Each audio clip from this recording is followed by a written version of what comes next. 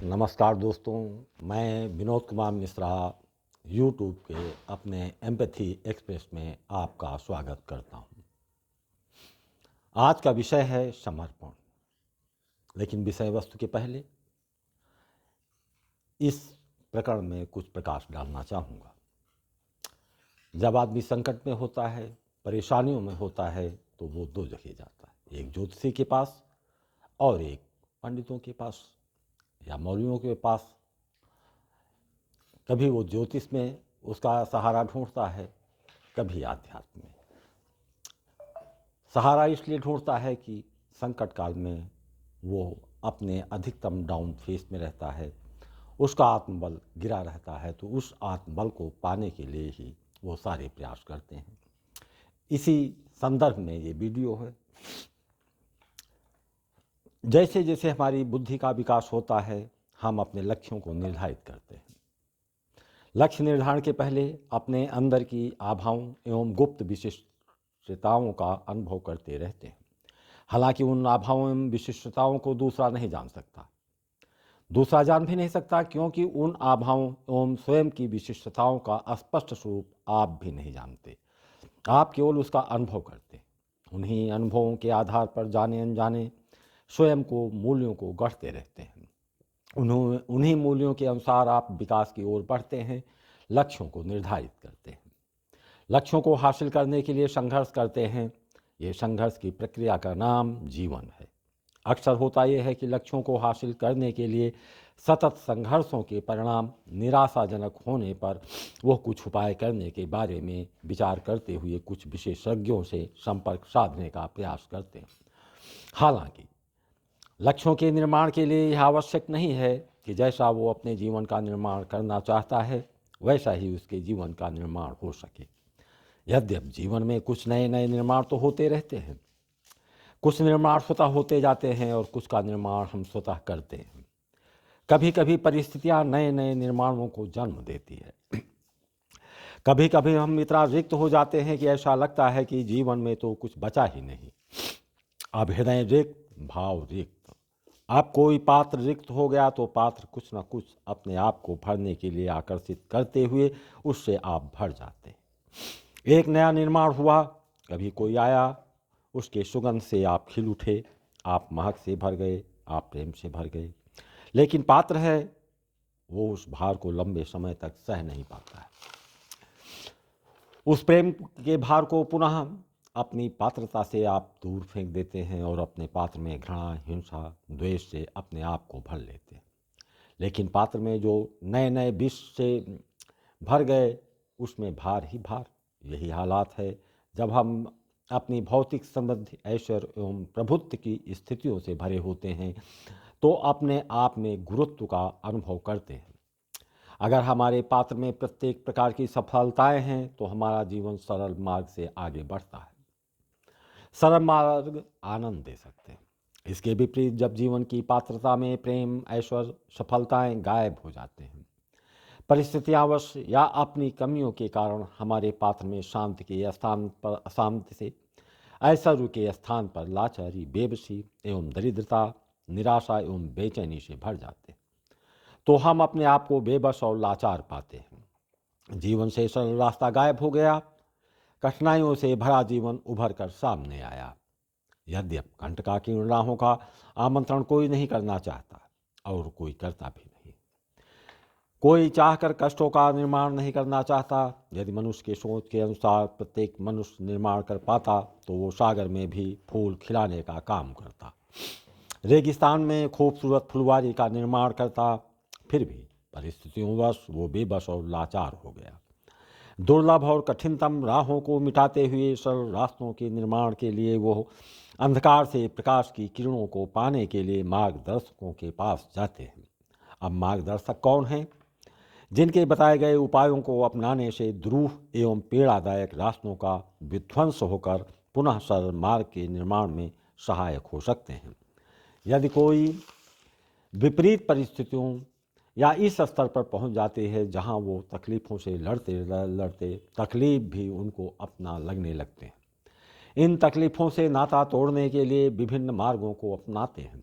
आप चलते हैं उन मार्गों की ओर जहाँ लोग तकलीफ़ों के विपरीत सुख, खुशी, आनंद और अपने मूल्यों के पुनः निर्माण की सामग्री जुटाने का प्रयास करते हैं। विशेषता इसके लिए मार्ग बताने वालों में मुख्यतः दो मार्ग सुझाए जाते हैं, एक ज्योतिषीय मार्ग, दूसरा आध्यात्म मार्ग। ज्योतिषीय मार्ग पत्थर, रत्न धारण करना, ग्रहों की शांति के लिए धार्मिक उपचार बताने का कार्य करते हैं। ज्योतिष इस विचारधारा को जन्म देती है कि मनुष्य के प्रगति, जय पराजय, सुख दुख, मान अपमान का कारण खगोलीय घटनाएं होती हैं। हमारा जीवन न्यूटन के सिद्धांतों पर आधारित है।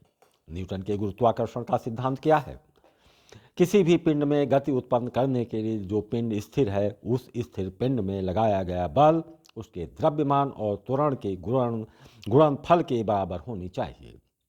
यानी आपकी आत्मा जो एक शरीर में विद्यमान है, उसमें गति देने के लिए ग्रहों का साथ बराबर का होना चाहिए। उन ग्रहों में हुए परिवर्तनों के कारण, किसी ग्रह के कमजोर होने के कारण, आवश्यकता से कम बल होने के कारण जीवन की गति रुक जाती है। उसी बल को पाने के लिए उपाय बताए जाते हैं।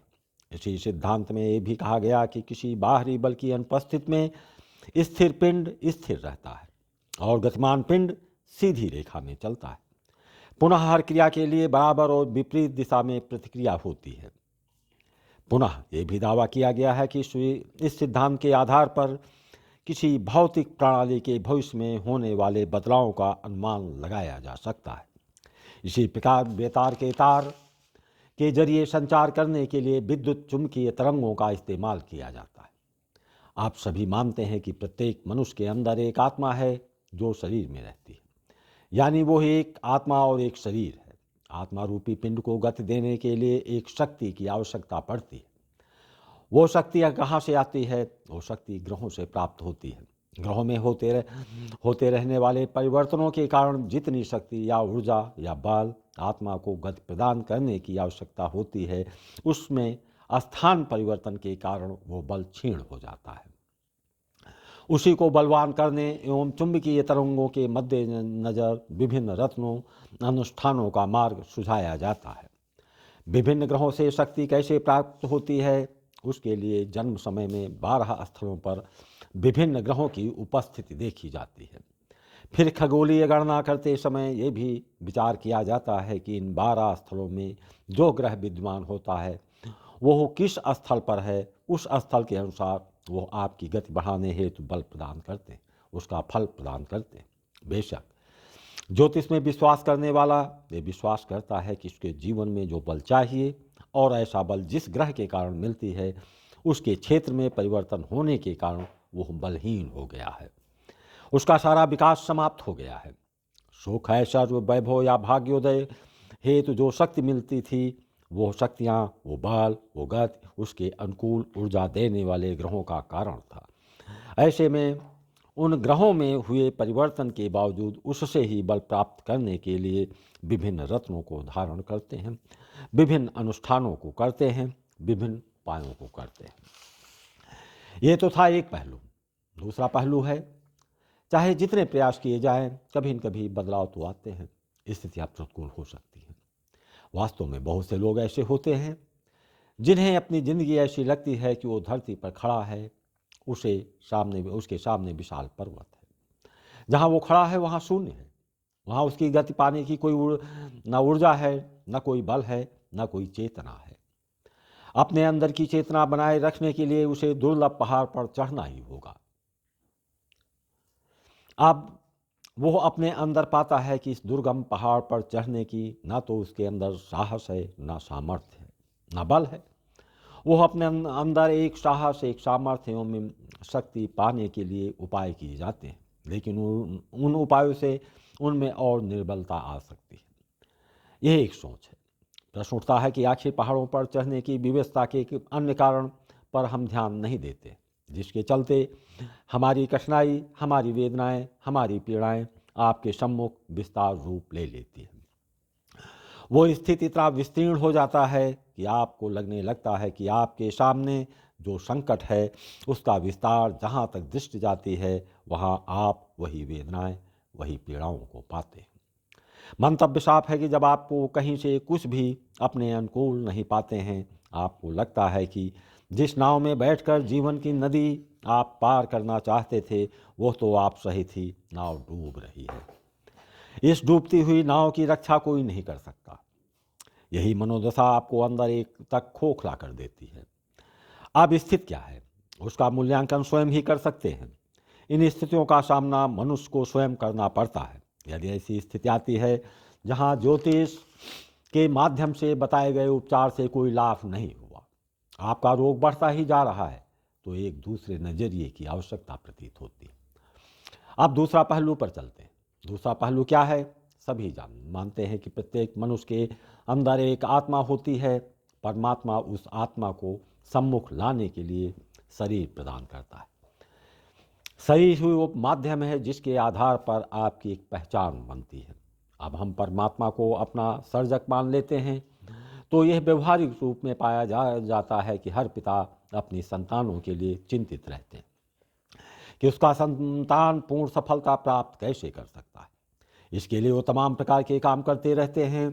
फिर परमात्मा क्यों नहीं चाहेगा कि उसकी संतानें अपने जीवन में पूर्णता प्राप्त करें।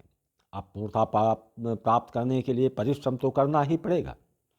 बीच बीच में आपके परिश्रम की परीक्षाएं तो देनी ही पड़ेंगी।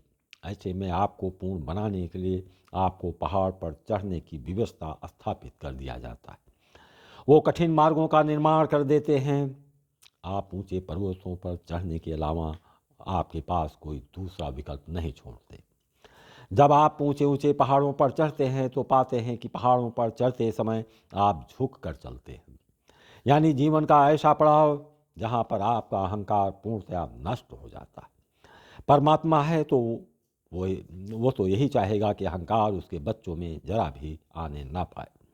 दूसरा पक्ष, जब आप दुर्गम पहाड़ों को कठिन परिश्रमों के साथ चढ़ते जाते हैं, दुनिया की सारी कठिनाइयों को पार करते जाते हैं, ऐसे में रास्ते में पड़ने वाली वेदनाओं को सहते जाते हैं तो उनकी संवेदनाएं अपना व्यापक विस्तार करती जाती हैं।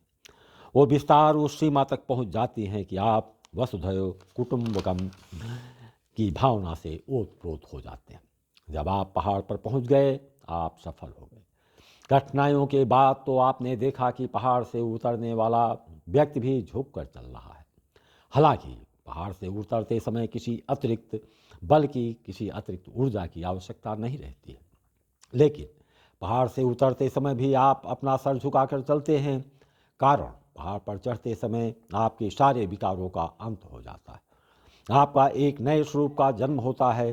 बेशक पहाड़ों पर चढ़ने के योग्य बनने के लिए, आगे बढ़ने के लिए आप जिस बल की तलाश में भटकते हैं वो बल प्राप्त कैसे किया जा सकते। यहाँ पर एक चौपाई जिसे सबने सुना, क्षिति जल पावक गगन समीरा, पंच तत्व से रचा शरीरा। यानी शरीर के अंदर विद्यमान हमारी आत्मा को गतिमान करने के लिए जिन तत्वों से हम शरीरधारी बने, उन्हीं तत्वों में वो बल विद्यमान है। अर्थात प्रकृति वो बल है जिसके बल पर हमारे अंदर एक गति पैदा करने की सामर्थ्य है।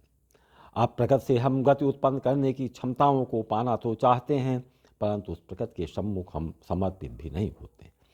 प्रकृति में बल तभी देगी जब उसकी पर्याप्त यथार्थ शक्ति को स्वीकार करते हुए उसके प्रति पूर्ण समर्पित होने पर ही वो बल प्राप्त किया जा सकता है। आशा है वीडियो पसंद आई हो तो लाइक, सब्सक्राइब और शेयर करना ना भूलें।